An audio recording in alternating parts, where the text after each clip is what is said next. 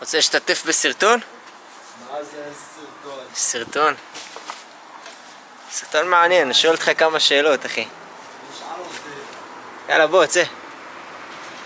צא לו, שיראו אותך. צא. טוב, אני שואל אותך שאלה, אחי. מבטיח לך לא ציפיתי לשאלה הזאת. אתה בן אדם טוב? מאוד. בן אדם טוב מאוד? מאוד. למה? כי אני חושב שזה נכון. כי אני חושב שאני בן אדם טוב מאוד. למה? יש לי ערכים שגדלתי איתם, אני מתבטא בזה בעבודה, מתבטא בזה במקצועיות. אתה אומר כי יש לך ערכים טובים. ועכשיו, אם אלוהים שואל אותך, איך קוראים לך? אלעד. אלעד? אני ישורון. ישורון, יפה. אם אלוהים שואל אותך עכשיו, אלעד, למה שיכניס אותך לגן עדן? מה אתה אומר לו? כי נולדתי בן אדם עם ערכים, אני אהפוך את הגן עדן לגן עדן עם מצוות, ואני אמנע מכל המחבלים הארורים להיכנס לשם. ומי הולך לגיהנום? כל מי שפגע במדינה הזאת וכל מי שפגע באזרחים שלנו באותו יום שנקרא 7 לאוקטובר. ועכשיו, בוא נשאל אותך, 10 הדיברות, אתה מכיר? אתה יהודי, נכון? יהודי. כן, אני יודע, לא ציפית לזה, הכל טוב, זרום. מה אתה מכיר? לא תרצח, לא תגנוב, לא תשקר, כבד את אביך ואת אמך, נכון? שזאת החשובה ביותר. כבד את אביך ואת אמך. ובוא נשמור את יום השבת לקודשו, לא יצא את שם אדוני לשווא, נכון? וכולי וכולי. עכשיו, פעם שיקרת? שקר לבן נחשב? שקר לבן? מה זה שקר לבן? זה שקר, זה לא שקר אמיתי, זה לא שקר שאתה באמת עושה אותו, זה שקר שהוא... חצי אמת, חצי שקר. כן, זה שקר מתחמק כזה. שקר לבן זה המצאה של בני אדם. אין בעשרת הדיברות... האם פעם שיקרתי בכללי? כן. כן, כל יום שיקרתי, מחייך. כן, שיקרתי, אני לא טלית שכולת חלץ. נכון, גם אני. לא שופט לך. כמה פעמים בחיים שלך שיקרת? בוא נאמר יותר מ3 פעמים. יותר מ3 פעמים. איך קוראים לבן אדם שמשקר? שקרן. פעם גנבת משהו קטן, קליפר, מצית, אחי. לא. כלום. כלום. פעם יצא שלא חיברת את ההורים שלך? יצא פעם אחת. פעם אחת זה יצא. בכללי אני מכבד את המכון מצב. סבב. לא שופט לך, שוב. זה מה שאתה רוצה. פעם אמרת את שם אדוני לשווא? לא אמרתי אותו... לא אמרתי אותו לשווא. השבעתי בו כשהייתי צריך באמת. לא לשווא. במקרים שבאמת הייתי צריך, השתמשתי בו. אבל לא לשווא. אני אף פעם לא לוקח את השם שלו לשווא, כי הוא שומר עלינו פה מלמעלה. אוקיי. שאתה תעמוד מול אלוהים, אתה חושב שאתה תצא נקי, שאתה תצא זכאי, שהוא יגיד לך אלעד, בוא, אתה צריך להיכנס לגן עדן, אתה ראוי, זה מה שאתה חושב שכאילו... אני חושב שאני יכול להיכנס לגן עדן, אבל תמיד יש נקודות לשיפור ונקודות לשימור. תמיד צריך, אתה לא טלית שכולת חלת, אתה לא הצדיק היחיד בסדום. תמיד אלוהים יכול לנסות למצוא בך נגיד את החטא שחטאת, ואז זה מה שיפיל אותך בכניסה לגן עדן. מה שאני אומר שאתה לא מושלם, אתה יכול להראות לו שאתה מצוין. בן אדם שהוא מושלם אין דבר כזה. כל בן אדם עושה חטא איפשהו. הרבה אומרים, סך הכל אני בן אדם טוב, ועשיתי יותר דברים טובים מרעים, ולכן אני ראוי להיכנס לגן עדן. יש אנשים שאומרים באמת, אני בן אדם שלא הייתי בן אדם טוב, עשיתי הרבה דברים רעים, אני ראוי לגיהנום. זה מה שאומרים, ואחרים אומרים שכאילו, הרוב בדעה שלך, סך הכל אני בן אדם טוב. בספר רומים, בברית החדשה, כתוב ששכר החטא הוא מוות. מי שחטא, ומספיק שפעם אחת... עונשו מוות? עונשו מוות, ככה כתוב, אוקיי? ואני אסביר לך, כי הכל טוב. לאורך כל התנ"ך, יש דבר כזה שנקרא קורבנות. מכיר את זה. אתה יודע מה זה קורבנות? קורבן. כן, אלעד, אני שיקרתי, אני הולך, מקריב קורבן, ומה זה בעצם קורבן? קורבן זה בעצם שא תמים, משהו שלא עשה עבירה, אוקיי? שמשלם את המחיר שאתה היית צריך לשלם. אתה מבין? אני שיקרתי, אני גנבתי, אני לא חיבדתי את ההורים שלי, אז אני צריך... להקריב קורבן. להקריב קורבן. למה? כי אני ראוי לעונש מוות. נכון? נכון. והדבר הזה בעצם שילם את מה שאני הייתי צריך לשלם. ולמה עכשיו זה קורה, הקורבן הזה שמת? כי אתה ביצעת את החטא הזה, נכון. ועכשיו אתה משלם על זה בכך שאתה מקריב אותו. יפה. כדי להתנקות מזה. כדי שאתה בעצם לא תקבל את העונש הזה. הוא שילם את העונש שלך. סבבה? דמיין שאתה נכנס עכשיו למסעדה, חגגת, השתכרת, חיית את החיים בתוך המסעדה, מגיע הרגע שאתה צריך לשלם את החשבון, ואתה אומר, בונה, מה זה הקבלה הזאת? ואז אתה מחליט לא לשלם. מה הדרך היחידה שלך לצאת בעצם מידי חובה לחוב הזה? פשוט לשלם את החשבון וזהו. אבל נגיד ואתה לא יכול לשלם, אתה מנסה לשלם בדרך חלופית מקסימום. שמישהו אחר משלם עליך. במקום לנסות להתחמק מהעונש, הדרך היחידה להתמודד איתו היא למצוא פתרון שגם אם הוא לא ישיר, הוא לפחות פותר לך את הבעיה. אבל אין פתרון. חטא, העונש של זה מוות. אתה מכיר את ישעיהו הנביא? שמעתי את השם עליו. בישעיהו פרק נ"ג כתוב, כולנו כצאן טעינו, איש לדרכו פנינו, ואדוני יפגיע בו את עוון כולנו. מה זה אומר? כולנו כצאן, ממש כמו עדר כבשים, טעינו, עשינו חטאים.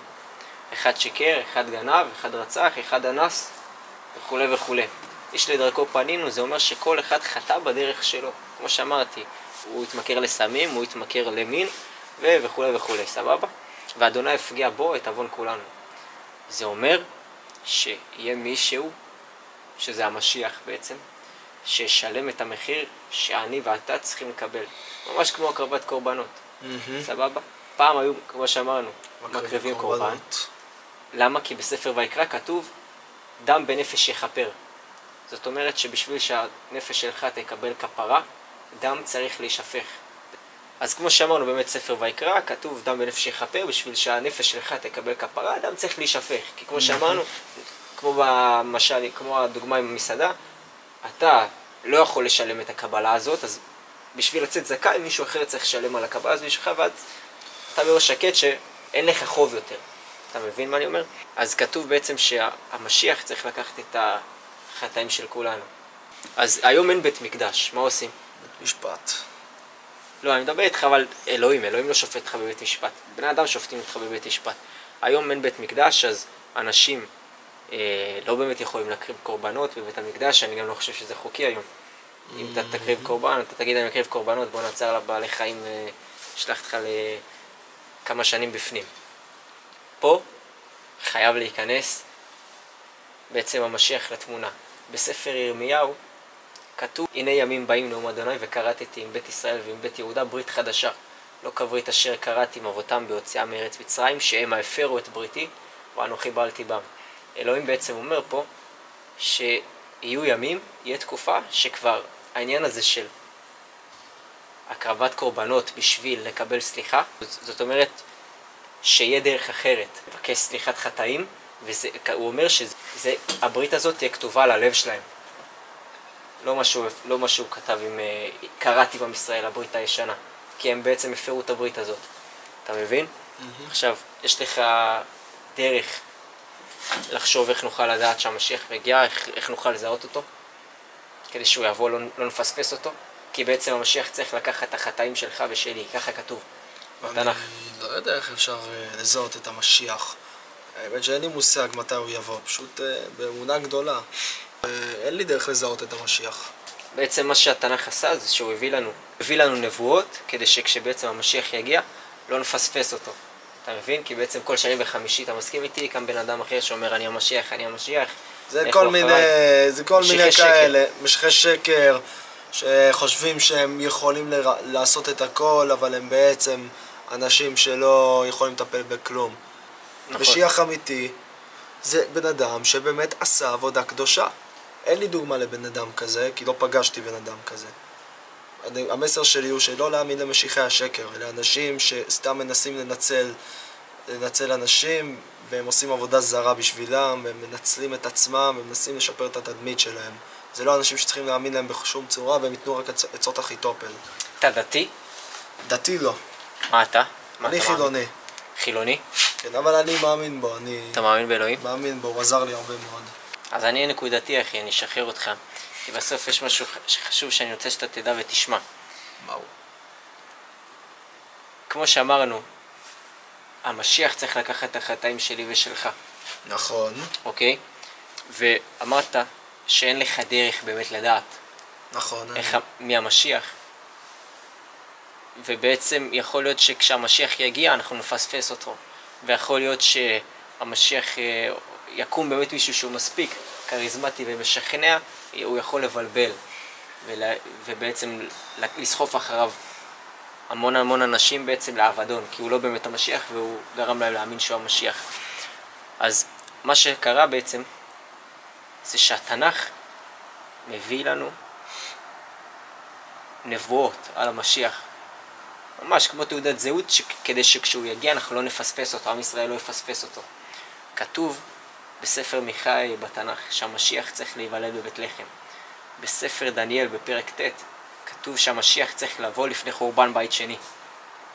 אוקיי? יפה. כתוב שהמשיח צריך להגיע מבתולה. הנה העלמה הרע יולדת בן ושמו עמנואל. אוקיי? יפה. כתוב שהוא צריך להיות עני. כתוב שהוא צריך לעלות לירושלים על חמור. אוקיי? כתוב שהעם, עם ישראל, ידחה אותו ולא יקבל בעצם את המשיח, וכתוב שהוא צריך למות עבור החטאים של עם ישראל בעצם ושל כל העולם. זה בעצם, איפה זה כתוב? כולנו כצאן טעינו, איש לדרכו פנינו, ואדוני הפגיע בו את עוון כולנו. את העוונות ואת החטאים של כולם. הוא בעצם לוקח? אותו המשיח צריך לקחת. אוקיי? נשמע הגיוני? לא כל כך? ברור שזה נשמע פחות הגיוני, אבל אני מתחיל להבין את המסר הזה. מתחיל להבין מה אתה אומר. אוקיי, יש בן אדם, מישהו שזה נשמע לך כמוהו, שהוא צריך לקחת את הכל עליו? כל מה שאמרתי, איפה הוא צריך להיוולד, מתי הוא צריך להיוולד, למי? לא עולה לי בן אדם כזה לראש, כי עוד לא פגשתי אותו, אולי אני אפגוש אותו בעתיד. אוקיי, בן אדם כזה היה, קוראים לו ישוע, אתה מכיר את ישוע? אתה יודע מי זה ישוע? כן. מי הוא זה? מופיע בכניסה לכנען, שלחו 12 מרגלים. זה יהושע. זהו. יהושע הנביא, אחד מ-12 המרגלים ש... יש יהושע בן נון, אני מדבר על ישוע. ישוע? אתה בטח מכיר אותו כישו. הוא נביא. ישו. ישו. הוא הלך 125 מטרים על המים בכנרת, והוא נולד בשנת 0 לספירה. אוקיי. 0 לספירה, כאילו, הוא לא נולד בשנת 0 לספירה, פשוט הספירה החלה מאז שהוא נולד. הולדת ישו. כן, התחילו פשוט לספור אחרי שהוא מת ומתי שהוא נולד. אבל הוא נוצרי. הוא נוצרי. הוא ממש לא נוצרי. הוא לא נוצרי? נצרות זו דת שקמה והוקמה מאות שנים אחרי שישוע בעצם מתהלך פה על הארץ. ישוע היה יהודי, ישוע לימד בבתי כנסת. נכון. ישוע למד בבית המקדש, התפלל שם, בעצם הוא גדל שם. ישוע היה הולך לבתי כנסת, ישוע היה יהודי, ישוע הוא משבט יהודה. כתוב גם שהמשיח חייב להיות משבט יהודה. וזרע של דוד המלך. ידעת את זה? לא ידעתי שהוא שייך לדוד המלך. ישוע, המשיח חייב בעצם להיות מזרע יהודה, הוא חייב להגיע משושלת של דוד המלך ושל ישי, אבא של דוד. זאת אומרת שאם קם בן אדם ואומר לך, אני המשיח, אבל הוא לא יהודי, הוא לא משבט יהודה, הוא לא נולד בבית לחם, אז הוא שקרן. הוא לא הגיע לפני חורבן בית שני, אז הוא שקרן. זה נביא שקר, זה בן אדם שצריך, זה בן אדם שהוא שקרן, זה בן אדם שצריך להתעדות. וישוע, הוא עושה אם חטא. אתה תסתכל על זה, הוא הגיע לפני חורבן בית שני, זה כבר טוב.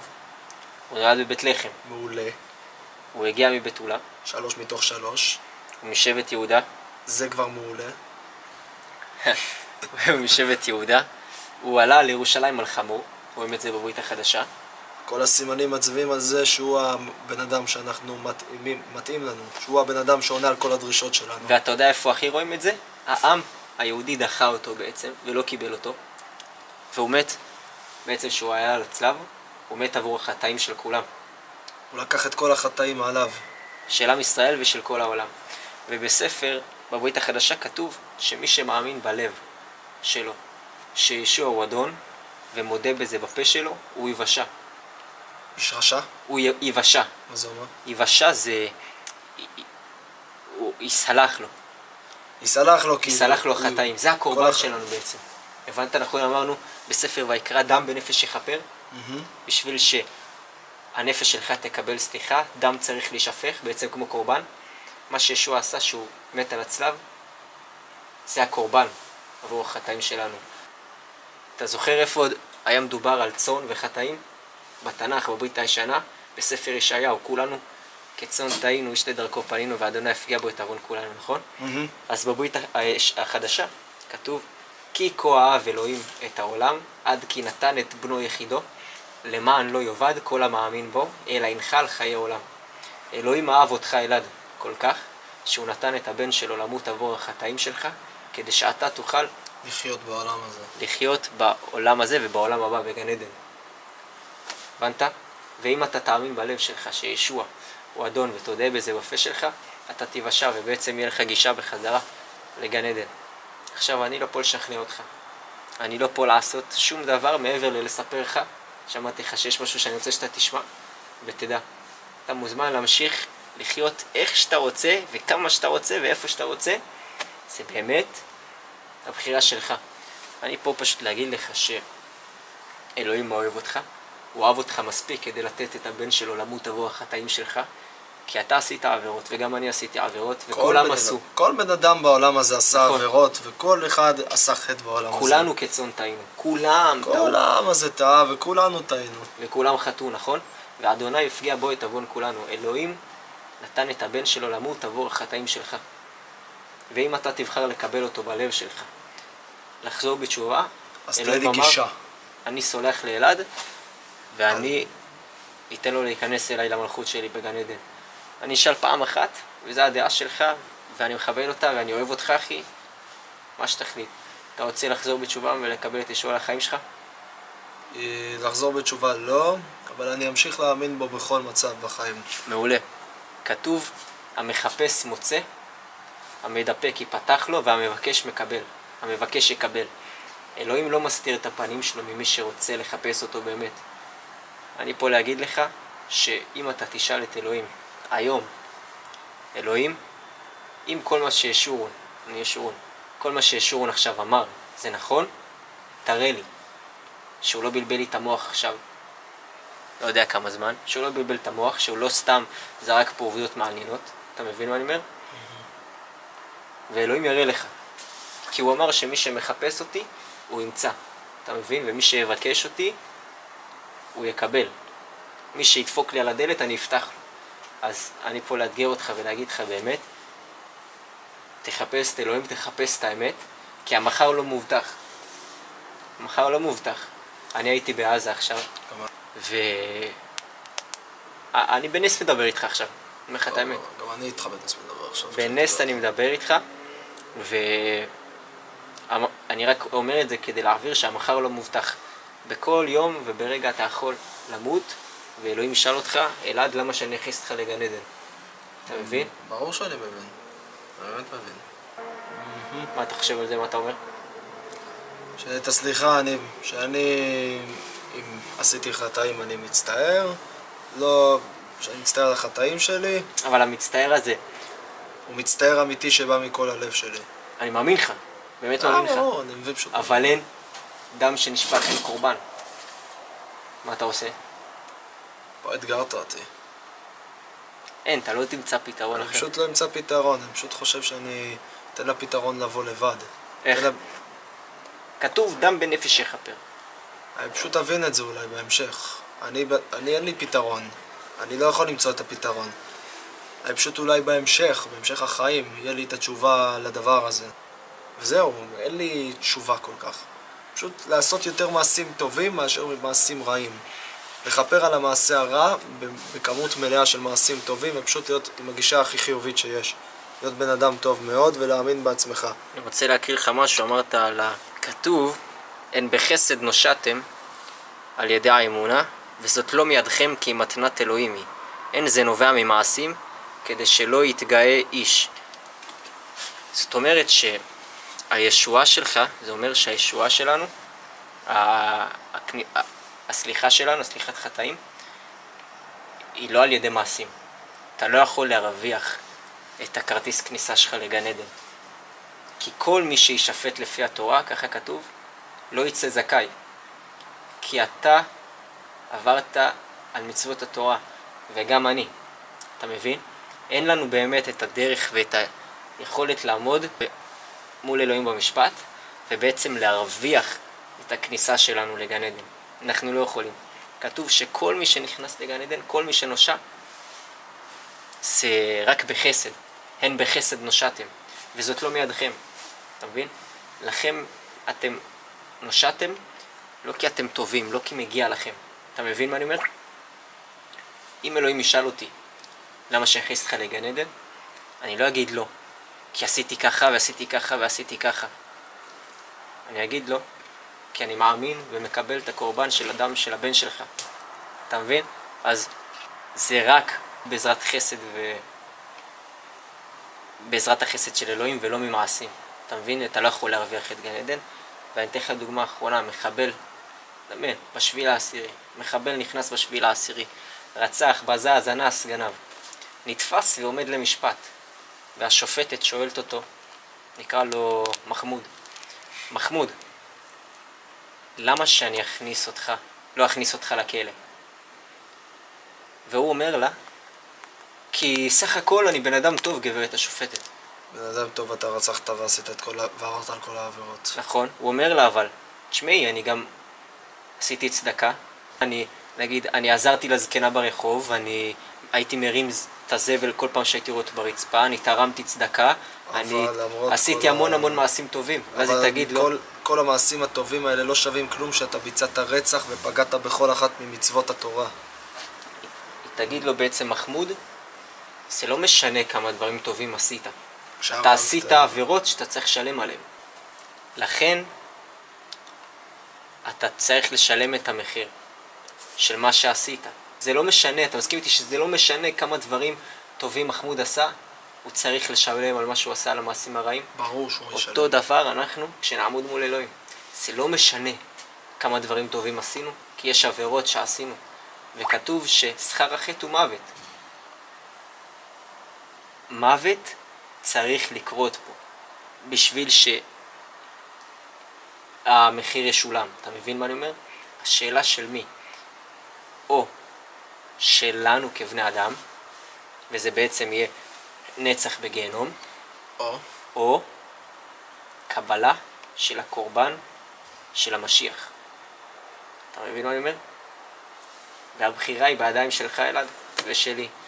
אני בחרתי ללכת ולבחור במשיח היהודים, בישוע. אצלך, באמת, זה אצלך וזה אתה. וזהו אחי, אני אשחרר אותך. טוב, תודה רבה. תודה, הערת אותי. כיף לדבר איתך. גם הערת.